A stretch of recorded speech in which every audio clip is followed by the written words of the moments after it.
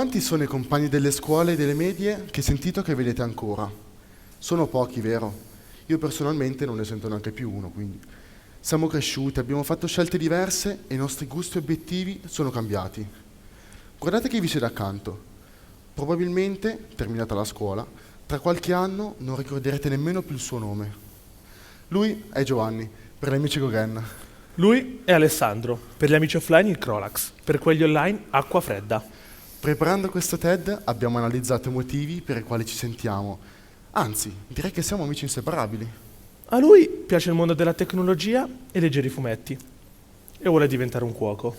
A lui invece piace il mondo dello sport e della musica e vuole diventare un barman. Non abbiamo nulla in comune, tranne la scuola ovviamente. È una buona cosa? Non lo so, questa me la sono preparata. Attenzione. Urco. Ecco, attenzione. Il drammaturgo Beniamino Ioppolo diceva che gli opposti si attraggono, si cercano, si completano, si amano perché si donano reciprocamente quello che individualmente non hanno e rappresentano anche un'attrattiva di reciproca curiosità. Gli opposti si attraggono, i simili creano un legame. Il tempo Ne è... abbiamo, tranquillo. No, volevo dire che è stato il tempo ad unirci. Ah, ok. Il tempo alla fine è un collante potentissimo per tutti noi. Ci aiuta a conoscere meglio noi stessi e a prendere le giuste misure con gli altri. Ma cosa c'è dietro il passaggio da un semplice conoscente ad un amico? Beh, un conoscente sappiamo chi è. Ad esempio i nostri compagni di scuola, da cui parliamo dalle 5 alle 6 ore al giorno, potremmo definirli, senza offendervi, dei conoscenti. O anche in una squadra di basket. I suoi membri parlano per lo più dello sport che stanno praticando. O anche in un corso di musica, i suoi membri parlano solamente, o quasi, della musica che stanno suonando o che ascoltano anche. Una domanda vi pongo. Ma quanto fa 1 più 1? Beh, fa 2?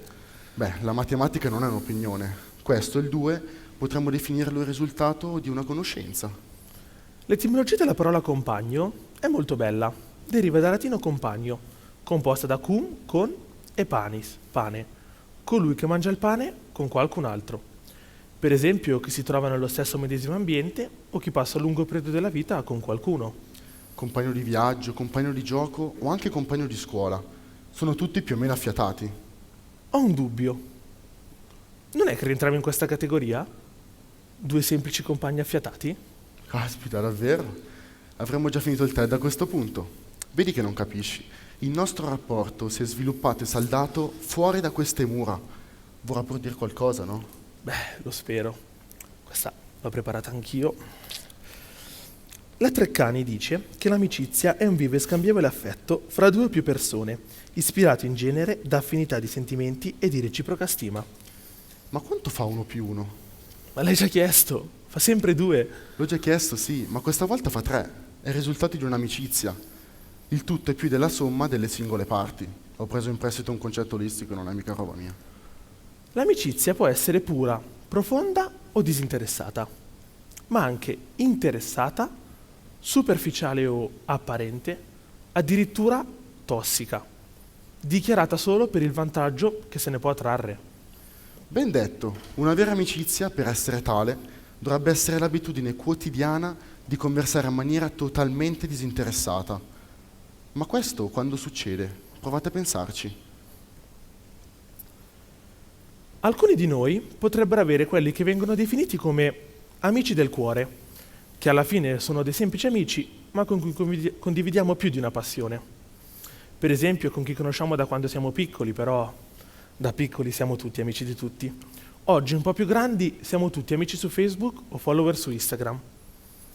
E se l'amicizia non esistesse? Oh, non distruggere tutto il discorso, però. E se fosse in un utile schermo per nascondere un altro sentimento? L'amore, che la maggior parte delle volte viene tradotto come una conoscenza, ma molto più profonda. Ma con le stesse caratteristiche? Siamo sinceri, dai. Nessuno fa nulla per nulla. O sì, bro? Non lo so, fra. Bro, fra, zio. Noi giovani ci chiamiamo così, vero? Una buona cosa. Fa tanto friendly, unione e fratellanza. Quest'ultima indica anche un legame tra fratelli, ma non di sangue. È un sentimento anche di affetto e di solidarietà, che lega più persone tra loro, come fratelli. Le prime fratellanze nacquero nel Medioevo. Erano composte soprattutto da professionisti o anche artigiani, o che aveva per scopo di vita la beneficenza o la preghiera. La prima fratellanza universitaria, nacque nel 1775 nel College di William e Mary a Williamsburg, in Virginia, denominata Phi Beta Kappa. Queste fratellanze offrono opportunità di networking, ma tuttavia sono state oggetto per denunce, ad esempio per abuso di alcol, abuso di fumo o pratiche sessuali. Dall'America arriva anche il fenomeno delle baby gang, nato tra gli anni 50 e 70, in particolarmente nei quartieri più degradati delle grandi città. Queste bande vengono anche rappresentate al cinema con il film La gioventù bruciata del 1955. Il personaggio di James Dean venne mitizzato e imitato. Le baby gang si stanno espandendo in tutto il mondo, se ne contano circa 28.000 e sono arrivate anche qui da noi, in Italia, soprattutto nel centro-nord. Queste bande sono composte da un gruppo di 10 persone, prevalentemente ragazzi con un'età compresa fra i 15 e i 17 anni, ma anche di meno alcune volte.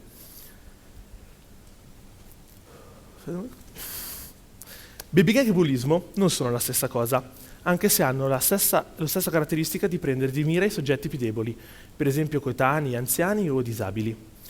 Una baby gang è una fratellanza deviata, dove ciascuno dei membri trova la forza per esprimersi, ma nessuno, preso singolarmente, è capace di fare del male. Infatti lo fa in branco, con la logica del branco. Ma vediamo questa gerarchia. In cima troviamo il leader. Il leader è il capo della banda, a lui non si può disobbedirgli, anche perché farlo significherebbe proporsi come un altro capo.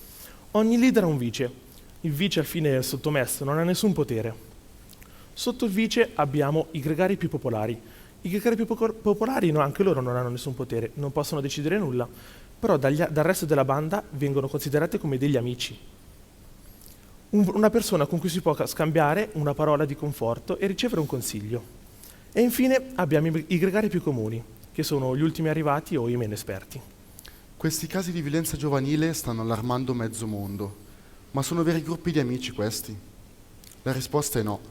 Sono tutti covi di debolezze, di frustrazioni, di problemi sociali, tutti mascherati da una finta fratellanza. Un amico è un parente che ci scegliamo da soli, un membro della famiglia. Un amico lo scopriamo nel momento del bisogno. Voi cosa ne pensate? L'amicizia fa bene all'anima, ci rende essere noi stessi, perché dall'altra parte abbiamo una persona che è incantata da noi e non è interessata a volerci cambiare. Due persone si completano, sì, proprio due. L'amicizia è un fatto individuale, intimo, non collettivo. Ma se vogliamo vivere in un mondo di convivenza pacifica, allora dovremmo poter rivitalizzare un concetto quanto mai antico, ma che ci serve tutt'oggi: la fraternità, come dice anche il Papa Francesco. Liberté, égalité, fraternité. La ricordate la rivoluzione, no? La fratellanza ha un presupposto che dice dell'appartenenza delle persone a un'unica specie. La fraternità ha il presupposto che pone le sue radici nell'appartenenza ad un legame.